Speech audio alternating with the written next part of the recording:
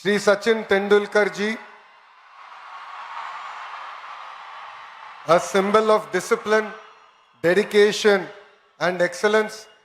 From the first time I've met you to meeting you again today here, your support to Andhra Pradesh and your motivation to lead from the front means a lot to me personally, sir. And there is another legend amongst us, that is none other than our Honorable Chief Minister, Shri Nara Chandrababu Naidu Garu, whose vision continues to inspire next generation leaders like me and to the youngsters sitting in front of us. And your strength is our foundation for the future of education. And I've always been told to treat people the way you want to be treated, especially when they are in trouble. One person who has stood always by me during my lowest time to my highest time, Shri M.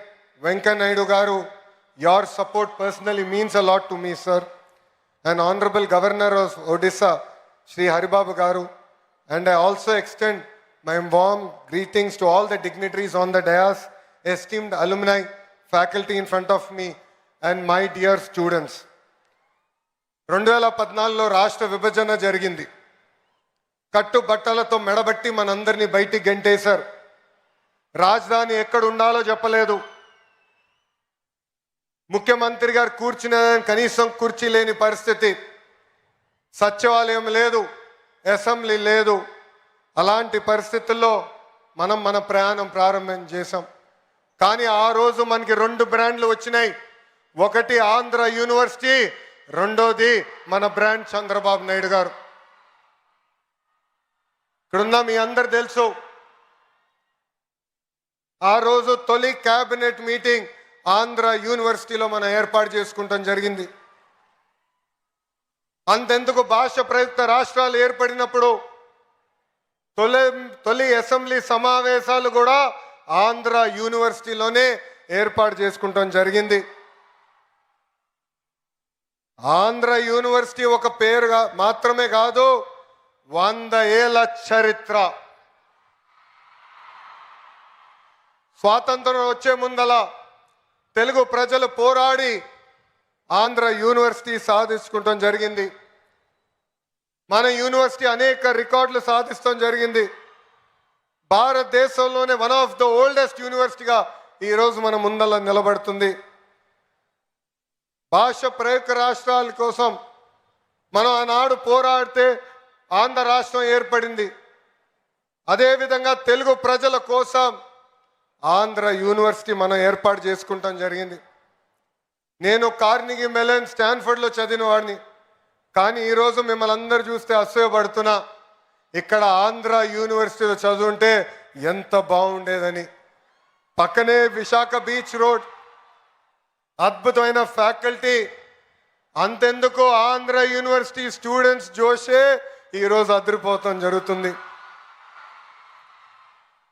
మీ జోష్ చూసిన తర్వాత మీకోసం ఇంకా కష్టపడాలి, పని చేయాలి. రాబోయే 100 సంవత్సరాల చరిత్ర మనందరం కలిసికట్టుగా సృష్టించాలని ఈ సభాముఖంగా కోరుతున్నాం. డాక్టర్ బిఆర్ అంబేద్కర్ గారు once said, cultivation of minds should be the ultimate aim of human excellence.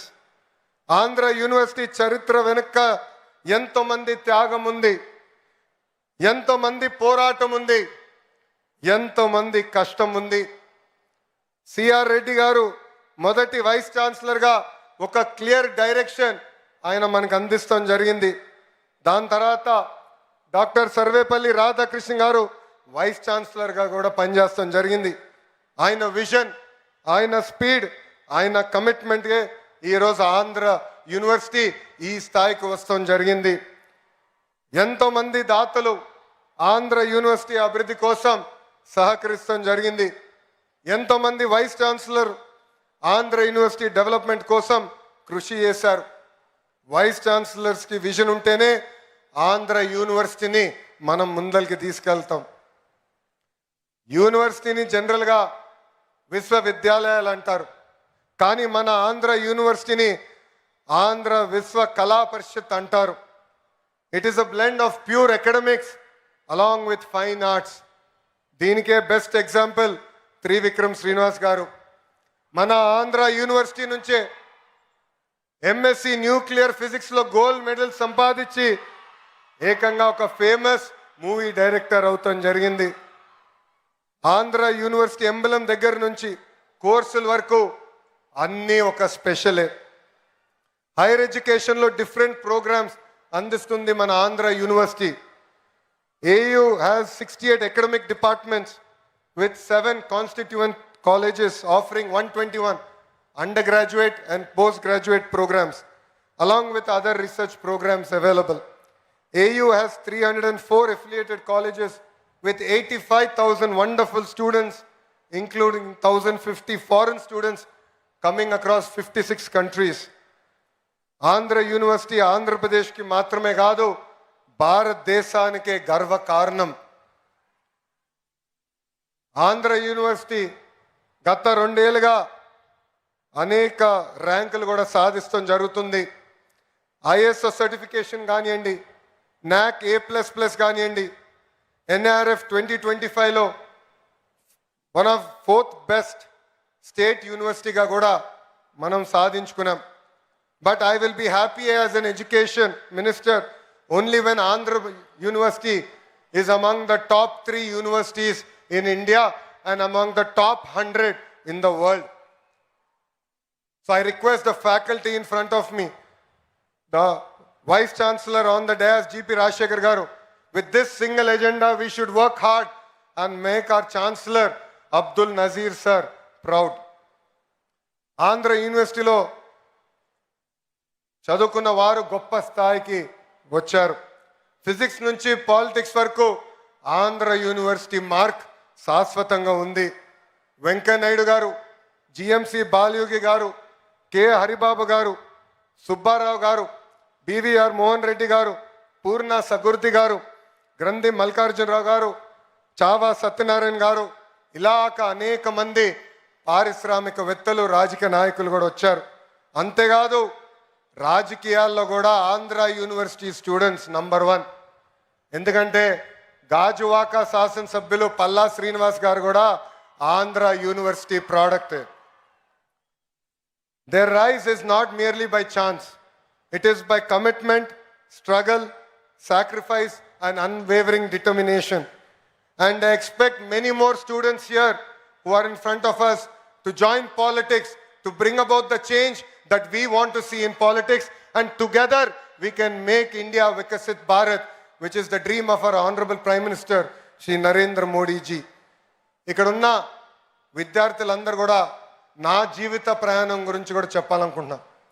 కార్నిగి మెలన్లో చదివా, స్టాన్ఫర్డ్కి వెళ్ళాను, దాని తర్వాత వరల్డ్ బ్యాంక్లో పనిచేసా, హెరిటేజ్లో కూడా ఎగ్జిక్యూటివ్ డైరెక్టర్గా ఉన్నా.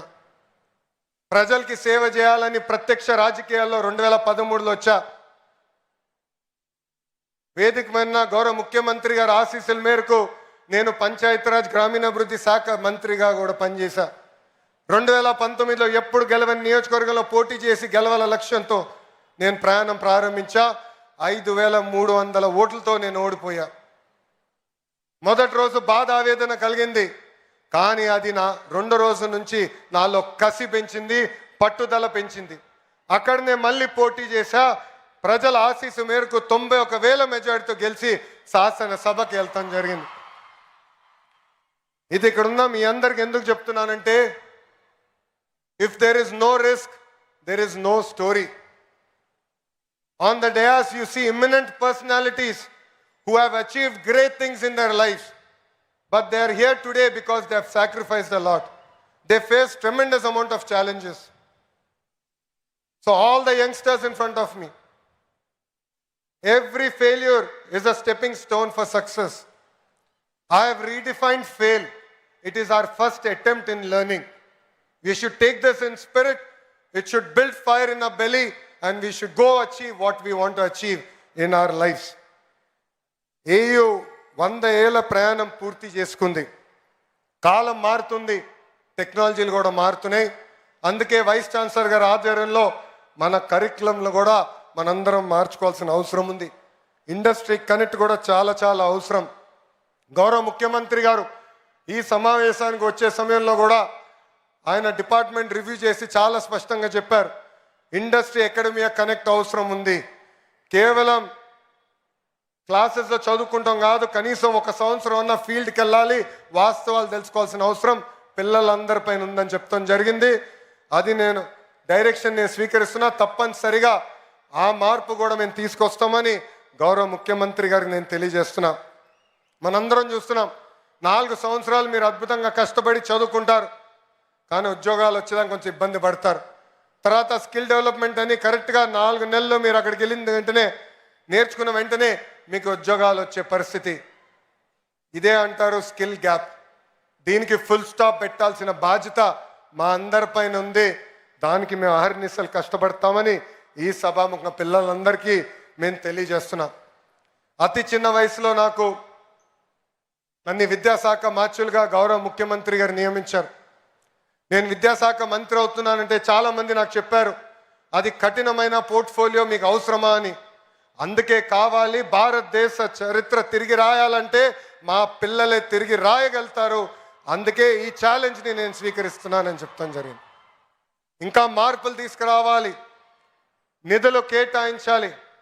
కేవలం ఇన్ఫ్రాస్ట్రక్చరే కాదు, పర్మనెంట్ ఫ్యాకల్టీ కూడా ఏర్పాటు చేయాల్సిన అవసరం ఉంది.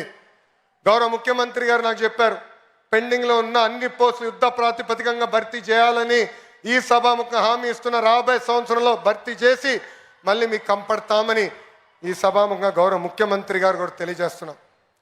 భారతదేశంలో హైయర్ ఎడ్యుకేషన్ పైన ఎక్కువ శ్రద్ధ పెట్టాలని గౌరవ ప్రధానమంత్రి శ్రీ నరేంద్ర మోడీ గారు చెప్తున్నారు. రీసెర్చ్ని పెద్ద ఎత్తున ప్రోత్సహించాల్సిన అవసరం ఉంది. ఒక్కొక్క యూనివర్సిటీ ఒక సబ్జెక్ట్ మీద స్పెషలైజ్ అయితేనే ఎకో సిస్టమ్ మొత్తం ఏర్పడడానికి అవకాశాలు ఉంటాయని కూడా మనందరికీ తెలిసిన విషయమే. ఉత్తరాంధ్ర ఆంధ్ర రాష్ట్రానికి ఒక ఎకనామిక్ ఇంజిన్గా మారిపోతుంది. రేపు గూగుల్కి డేటా సెంటర్కి మనం శంకుస్థాపన వేయబోతున్నాం. ఈ గడిచిన 6 నెలల్లో ఆర్సిల్లర్ మిత్తల్ ప్రాజెక్ట్ ఇక్కడ ప్రారంభించాం. నిన్నగాక మొన్న గౌరవ ముఖ్యమంత్రి గారి చేతుల మేరకు ఒక ఇంగాట్ సోలార్ సెల్ మ్యానుఫ్యాక్చరింగ్ ఫెసిలిటీ కూడా మన శంకుస్థాపన చేస్తాం జరిగింది. సో వాళ్ళకి కావాల్సిన కరికులం ఇవన్నీ ఏర్పాటు చేసే బాధ్యత ఆంధ్ర యూనివర్సిటీ తీసుకోవాలని ఈ సభాముఖంగా వైస్ ఛాన్సలర్ గారిని కోరుకుంటూ, ఈ సభాముఖంగా గౌరవ ముఖ్యమంత్రి గారిని కూడా ఒక విషయం కోరాలని కోరుతున్నా, ఒక కోరిక కోరుతున్నా. అడగంది అమ్మ కూడా పెట్టదంటారు సార్. అందుకే ఆంధ్ర యూనివర్సిటీకి కనీసం 250 కోట్ల నిధులు కేటాయించి రీసెర్చ్ని పెద్ద ఎత్తున ప్రోత్సహించాలని ఈ సభాముఖంగా గౌరవ ముఖ్యమంత్రి గారిని నేను కోరుకుంటున్నాను. అంతేకాకుండా ఇక్కడ ఉన్న ఫ్యాకల్టీని, వైస్ ఛాన్సలర్ గారిని నేను గతంలో కలిసినప్పుడు చెప్పా, రాబోయే 100 సంవత్సరాలకి మనం ఒక విజన్ డాక్యుమెంట్ తయారు చేయాలి. దాంట్లో ఎవ్రీ 5 years మన విశ్వవిద్యాలయం ఏం సాధించాలనేది చాలా స్పష్టంగా ఉండాలి, కేపీఐస్ ఉండాలి. అది రూపొందించి మన స్టూడెంట్స్ టెనెట్ ముందలు పెట్టి వాళ్ళ ఫీడ్బ్యాక్ కూడా తీసుకుని రాబోయే 100 సంవత్సరాలు విజన్ డాక్యుమెంట్ తయారు చేయాలని ఈ సభ ముఖంగా మిమ్మల్ని అందరూ కోరుకుంటూ, నాకు ఇంత అద్భుతమైన అవకాశం ఇచ్చిన మీ అందరికీ పేరు పేరున నా హృదయపూర్వక ధన్యవాదాలు తెలుపుకుంటూ మీ అందరి దగ్గర నుంచి సెలవు తీసుకుంటున్నా. జై హింద్. అందరూ నాతో చెప్పాలి, జై హింద్, జై హింద్. Thank you.